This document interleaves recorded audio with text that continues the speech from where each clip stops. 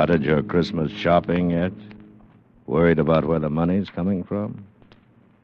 Want to get away from it all? We offer you escape.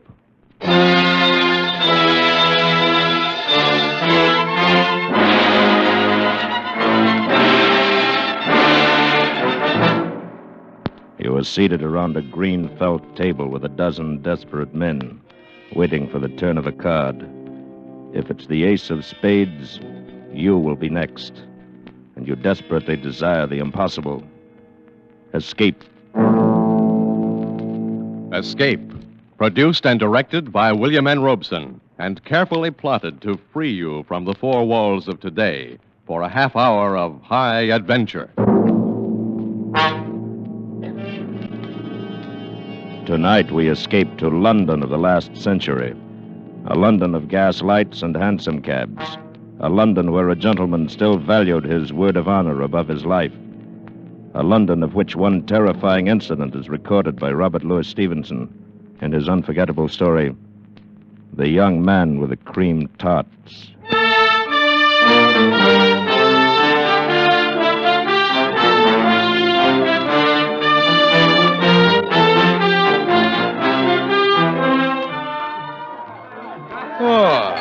Bored? Or rather. City seems to offer little amusement tonight. Well, bottoms up. Let's be on our way. Righto. Your health. And yours. Gentlemen, please have a cream tart. It's absolutely free. My compliments. Granted, will you honor me? Sir, will you honor me? Well, now, what's this? A young man with a tray of cream tarts. He's giving them away. Perhaps one of the turns on the bill. Perhaps. Shall we go? Yes, let's. I pray you accept this confection, for if you do not, I'm bound to eat it myself. You must be crazy. I was never more sane. You refuse? I do. And there's nothing for it but my 27th tart since 5 o'clock. Now there are but two left. You, sir. Yes? Will you so far honor an entire stranger? It's really excellent pastry. I should know I've eaten enough of them. It is not the nature of a gift that is important, but the spirit in which it is offered. The spirit, sir, is one of mockery. Mockery? And whom do you mock? Myself. However, my purpose at the moment is not confession, but rather distribution of these cream tarts. Won't you and your friend dispose of the last of them? Yes. Yes, on one condition. If my friend and I eat your last two cakes, we shall expect you to join us at supper. Supper? It's a horrible thought. I've already eaten 24 of these pastries. Very well, then we shall omit supper and become better acquainted over a bottle of wine. I'm uncertain whether my repugnance for these two remaining tarts or the attraction of your invitation compels me, but I accept. Excellent. Then let us finish off your pastry and seek a more quiet place. How about Michelle's in Soho? Splendid. Shall we go?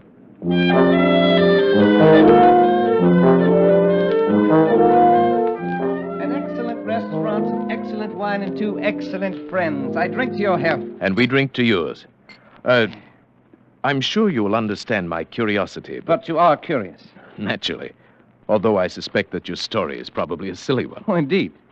You may rest assured that we are two of the silliest men in England. My name is Goodall, Theophilus Goodall, and my friend here is Major Alfred Hammersmith. I like you, Mr. Goodall. And you, Major Hammersmith, though I suspect those are not your right names. It is of no importance. Exactly, nor is my name, so I will not divulge it.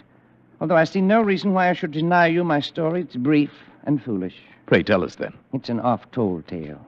A modest fortune which I squandered in the usual ways at cards, the horse races in Paris. Then 2 months ago, I met a young lady exactly suited to my taste in mind and body. My heart melted. I was in love too late. Yesterday, my solicitor warned me that I had but £100 left in the world. 40 of these I used last night for a special purpose, and I have agreeably spent the day disposing of the remaining £60 in as foolish a manner as I could devise. And the future? The future has been taken care of by the £40. Is it not odd that we three should have met by the merest accident in so large a wilderness as London and be so nearly in the same condition? Yes. Major Hammersmith, I was thinking the very same thing. What's this? Are you two also ruined? Is this bottle of excellent wine the last folly, like my cream tarts? Very nearly so. I'm perhaps a week behind you. I still have a few banknotes in my wallet, however. Here now, this bill will take care of the bottle of wine, and the others I throw into the fire. Oh, no. You shouldn't have burned all of them. You should have kept £40. £40? Why? Why not 50 or 70? For to my certain knowledge, there were more than 100 in his wallet. It was only just 40 pounds he needed. But without them, there is no admission. The rule is strict. What do you mean? I have not yet completely emptied my pocketbook. You are not fooling me. You are indeed ruined men, like me. Oh, indeed. Could you muster 80 pounds between you? Well, let me look in my wallet. Yes, 80 and a little over. Then you are indeed most fortunate. 40 pounds each is the initiation fee of the Suicide Club. The Suicide Club? What the devil is that? The Suicide Club is death's private door. It's the ultimate convenience in our modern world. It exists for unfortunates like us. Those to whom the painful agony of corrosive poison is distasteful. For those whose courage fails them when the cold muzzle chills the forehead. For those whose fear of drowning is greater than their compulsion to die. For these sensitive misfits, the Suicide Club arranges every detail. If you're truly tired of life, I will introduce you tonight to a meeting, and I can assure you that within the week you will be relieved of the burden of living. What do you say? It's more serious than a cream tart, and I suspect more palatable. More serious, certainly. So I wonder if you would give Mr. Goodall and me 5 minutes alone to discuss it. Certainly. I shall wait outside. Your Highness, this adventure must stop here. Nonsense, Colonel Geraldine. I propose to see this through. See it through to what? Death? You forget your obligations, not only to yourself, but to your country. Prince Florizel of Bohemia cannot risk... Tonight I am plain Mr. Godard, and so I propose to remain. And please remember, Colonel Geraldine, under no circumstances are you to betray my incognito. But, Your Highness... We have survived graver adventures than this one promises to be. And now, Colonel Geraldine, let us pay our bill and accompany our young wastrel to death's private door.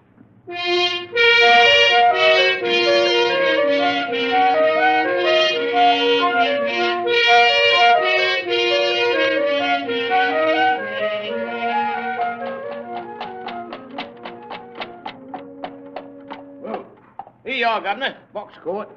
Gentlemen, we have arrived. Here you are, cabby.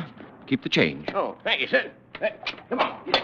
Well, Mr. Godard, Major Hammersmith, there is still time to change your minds. Lead on, sir. My mind's made up. And mine. Follow me, then. As dark as a tomb. An apt and concise simile.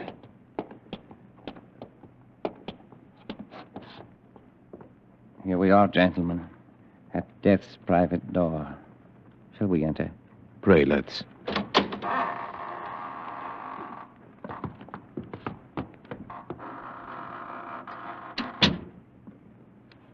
You may hang your things in here. If you'll be good enough to wait, I shall call the president. Of all our follies, this is the wildest and most dangerous. I'm beginning to believe you're right. Let me beseech your Highness Do not forget you are my aide-de-camp. Not your father. Yet I am responsible to the king for your well-being. Colonel Geraldine, you're not afraid. Certainly not for myself, but for your Highness. Shh, quiet. The president will see you in his office. I have vouched for you, but you must give him honest answers. The indiscretion of a single member might lead to the dispersion of the society forever. He can't afford to take that risk. Follow me. In here. He's waiting for you. Good evening. I am told that you wish to speak to me. We have a desire, sir, to join the Suicide Club. Sir, you've made a mistake. This is a private house, and you must leave it instantly. We have come here upon the invitation of a friend of yours. He's already told you of our desires. And believe me, sir, when one has come this far along the path, one is not likely to be turned away and certainly will tolerate little rudeness. Permit me to assure you, either you will oblige us in the matter, or you'll regret ever having admitted us to the premises. Well, now, that's more like it. This is no place for men not yet desperate. I believe you, sir. But what of your friend? My reasons are even more cogent than Mr. Goodall's. I was cashiered out of my regiment last week. Why? Cheating at cards. I see. And you, sir? What is your reason for being tired of life. Unadulterated laziness. Don't trifle with me, sir. You must have a better reason than that. I have no more money, and I'm much too lazy to come by any. If I did not have a great deal of experience in these matters, I would turn you down. But I have learned that the most frivolous excuses for a suicide often cover a deep and lifelong desire for self-destruction. Thank you for your understanding, sir. Very well. To business. I shall read you the oath of membership to which you will each subscribe. I swear to obey without question the instructions of the president of this association or any of his appointed deputies. Realizing that desirable death could scarcely be a penalty for violating this oath, I am aware that any violation will be met at the discretion of the president by those means deemed suitable by him. Namely, excommunication from the church, loss of whatever honor still attaches to my name, and, or, when necessary, violent reprisals against my bereaved family. In full knowledge of the sacredness of this oath, I subscribe my name. Well, gentlemen? You are in a position to enforce those penalties. I am. Hand me the pen. My friend. The pen, please. Major Hammersmith. Thank you. That will be £40 apiece, please. Here you are. Thank you. And now, would you like to join the members in the smoking room? Indeed, we would. This way, please. Just make yourself at home. Everyone's quite informal here. If you'll pardon me, I have some other matters to attend to. Come along, Major. Let's mingle with the company. Your Highness. Be quiet. Oh, there you are. You got in all right, I see. Naturally. You'll never regret it. I'm sure we shan't. Do you care for a game of billiards or perhaps some whist? No, not immediately, thank you. I should like just to wander around and listen to the conversation. You'll find it most revealing. You understand? She had always stood in the way of anything I wanted to do. And I don't care if she was my mother. She crossed me one time too often. You may be sure I'm not that I would really never sorry. have joined this No, wretched please. club if I had not read The Origin of the Species by Darwin. I could not bear to be descended from an ape. Certainly, Too I ghastly understand. to bear, you know. There are some men who cannot abide the restrictions of the monastery. And after the abbot discovered me, there was nothing I could do. It's I don't incomprehensible to me. What is? Why, this talk, this boasting, this self-justification. If a man has made up his mind to kill himself, let him do it like a gentleman. Be done with the matter. As I told you, there are some of us more frightened of the act than of the result. There's only one man in this room who does not seem to be in a state of hysteria. Who is that, Mr. Godall? Why, the gentleman sitting on the divan. Oh, yes. Yes, Mr. Malthus. Would you like to meet him? Yes, please. These others are too obvious. Well, there's nothing very subtle about Mr. Malthus. He looks like death himself, wearing thick eyeglasses. Let us discover for ourselves the reason for his relaxation. Mr. Malthus. I should like to present two new members, Mr. Godall and Major Hammersmith. How do you do, gentlemen? How do you do, It's Mr. a pleasure, sir. Won't you sit down? Well, Newcomers. Newcomers. I envy you the novelty of your first visit. You will learn to relish it if you are spared. Why, my dear sir, this club, gentlemen, is the temple of intoxication. If my health would permit it, you may be sure I would be here more often. For this is my last dissipation. Believe me, sir, I have tried them all the vices. Yes. People trifle with love and ignorantly call it man's most powerful passion. Nonsense, sir, nonsense. Fear. Fear is the strongest passion. It is fear that you must trifle with if you wish to taste the intense joys of living. Envy me, sir. Envy me. I am a coward. How, sir, is the excitement so artfully prolonged? Oh, of course. I must tell you how the victim for every evening is selected, as well as the member who is to be death's high priest for the occasion. Great heavens. You mean they kill each other? The guilt of suicide is removed in that way. Then I, or my friend, or you, any of us, might be selected this evening to murder another man? Exactly. But how have they escaped the attentions of the law? The ingenuity of our president knows no limits. The departures always appear to be accidental. Oh, it's monstrous. On the contrary, my dear Major, it is godlike. Oh, yes, of course. But Mr. Malthus, I am still in the dark as to how the members are selected for the evening's work. Oh, of course, I forgot to explain. But I see that the others are filing into the card room now, and the play is about to begin. You shall see for yourself. Will you lend me the help of your arm? I'm quite paralyzed, you know. Oh, of course. Thank you. Ah, this is the moment for which I live. The quintessence of poignancy, the ultimate of passion. Coming here as infrequently as I do, I've savored this bitter taste of fear longer than the others. But my turn will come. Who knows? Perhaps tonight. But how is it done? Tell us what to expect. Oh, it's so simple. The president deals from an ordinary deck, playing cards, and each man turns up his card as he receives it. The ace of spades, the card of death. Ace of clubs designates the official of the night. The murderer. If you like. Aha, here, 3 chairs together. Happy, happy young men.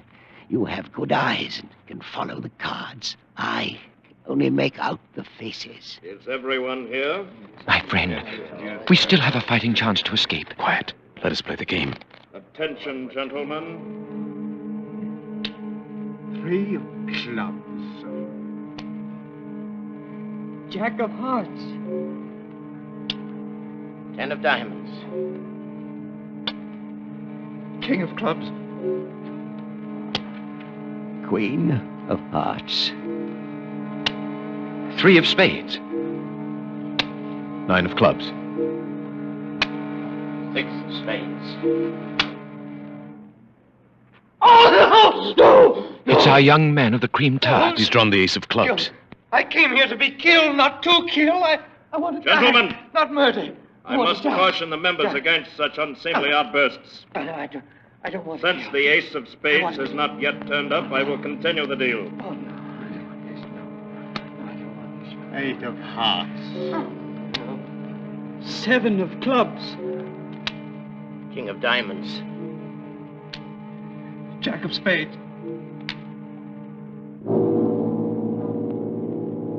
Ace of spades. Mr. Malthus. That concludes the play for the night, gentlemen. Will the member who drew the ace of clubs come to my office for his instructions?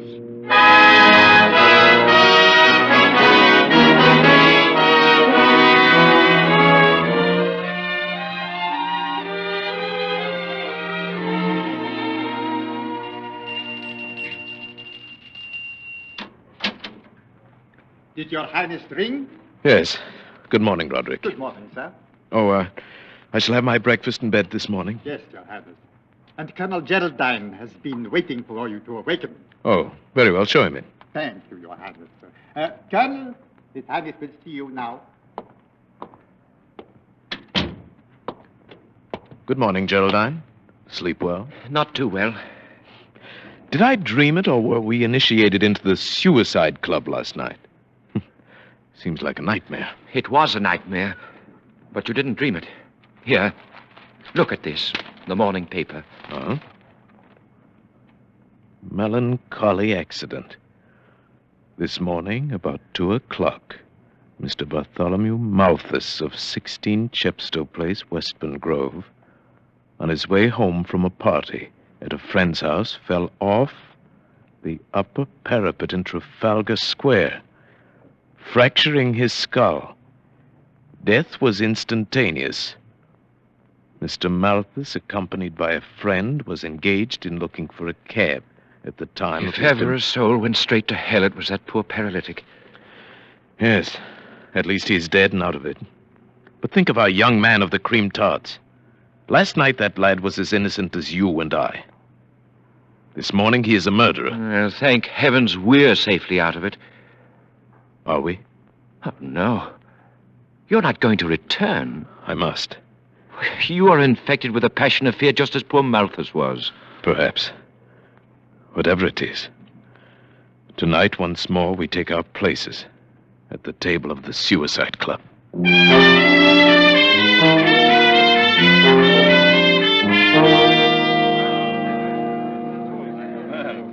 Good evening. Good evening, Mr. Godot. Back again to try your luck? Yes, indeed. And Major Hammersmith? Good evening. You are to be congratulated, sir, on the matter of Mr. Malthus. Very neatly handled. Thank you. But I shall miss poor old Malty. He was a man I could talk to. Yes, your bereavement must weigh heavily upon you. Indeed it does, sir. But then it's all in the game. And now, you will pardon me, we will sit down to play directly. The fiend. The foul fiend of hell. Steady, my friend. Once more, let me plead with you. Leave this evil house before it's too late. You're very tiresome tonight. Oh, here's our young friend of the Cream Tarts. Good evening, old chap. Oh, Mr. Goodall, Major Hammersmith. Oh, how I wish I'd never brought you to this infamous place. Oh, leave. Leave while your hands are still clean. But our oath. We could not go back upon our oath. Well, renounce it. Forget everything. Let them do their worst, but leave. Leave before it's too late. Hey, if you could have heard the old man scream as I pushed him from the parapet, the crunch of his brittle bones as he thudded to the Yes, pavement. I perceive the dealing is about to begin. Shall we go in? Yeah. Mr. Goodall, if you have any kindness in your soul, wish the ace of spades for me tonight. There's nothing left for me but to die. Attention, gentlemen. 3 of hearts. Queen of spades. Ace of diamonds.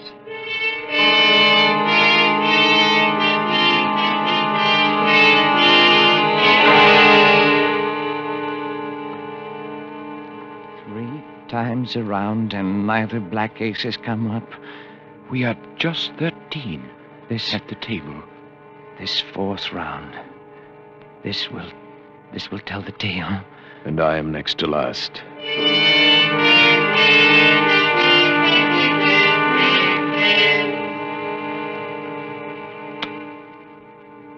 Ace of clubs!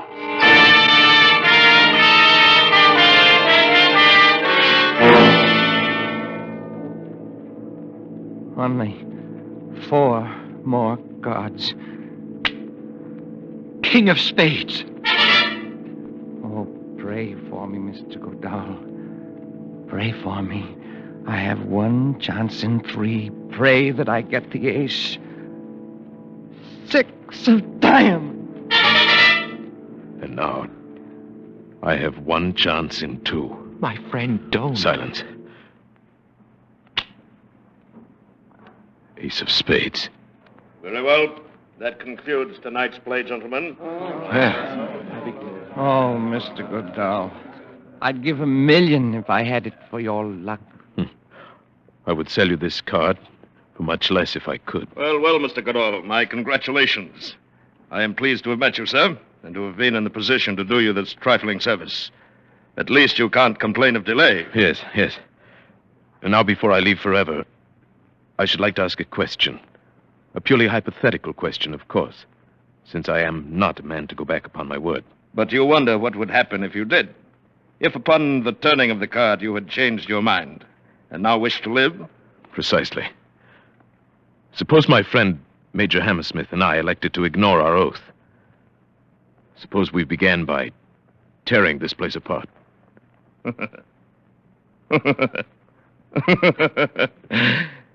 You wouldn't even get started. The guests themselves are desperate men, but if they did not stop you, the servants, who are even more desperate, would. You would never leave this house alive. I see. Well, it was purely an academic question. Naturally. Very well, then. What are my instructions?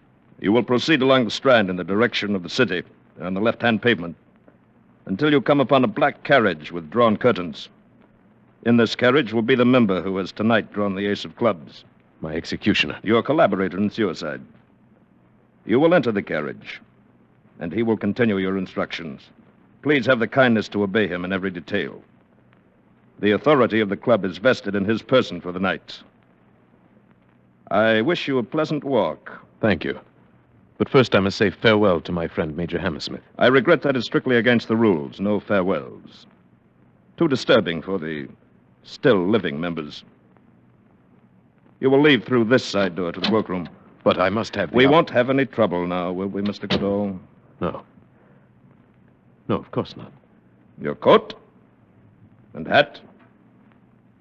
Your stick. Thank you. Again, Mr. Godall. A most pleasant walk.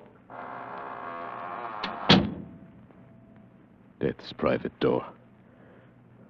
Why didn't I listen to Geraldine before it was too late?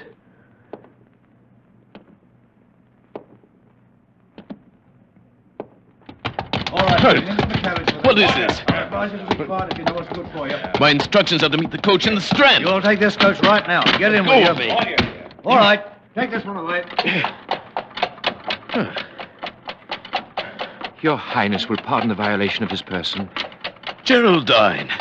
Oh, my friend. It was quite necessary under the circumstances. As soon as you turned up the ace of spades, I slipped out of the house to prepare for your escape. But how did you manage it? When I realized I could not dissuade you from attending the club tonight, I retained the services of a certain capable and reliable private detective. But His secrecy has been bought and paid for. His men are now raiding the suicide club. The members will be removed to your townhouse, where it remains for you to pass judgment upon them. That I will gladly do, and with the utmost dispatch.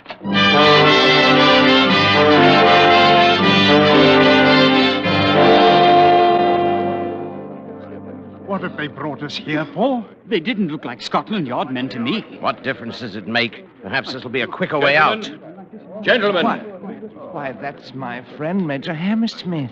His Royal Highness, Prince Florizel of Bohemia. Why, that's Mr. Godard. Always thought there was something odd about those two. Gentlemen, tonight we have removed you from a house of death to a house of life and hope. Those of you who have come to your present condition through lack of fortune will receive employment and remuneration from my treasury. Those who have been driven to this unnatural solution of their problems by the agonies of guilt must find amnesty from a power greater than mine. Power that eternally promises the forgiveness of sins, no matter how grievous. Only one of you is truly evil, and him I shall deal with myself. Where is he? Where is the president of the club? Colonel Geraldine. Why, he should be here, Your Highness. Begging your Highness' pardon. Who's this man, Geraldine? The chief of the detectives. Yes? What is it? Was you referring to the sallow chap with the side whiskers and the black suit? Yes, that's the one. The president of the suicide club. Where is he? He ain't here. Why not? Well, when we broke into the little office down there at the club, we found him sprawled over the desk with a little empty bottle in his hand. He'd committed suicide.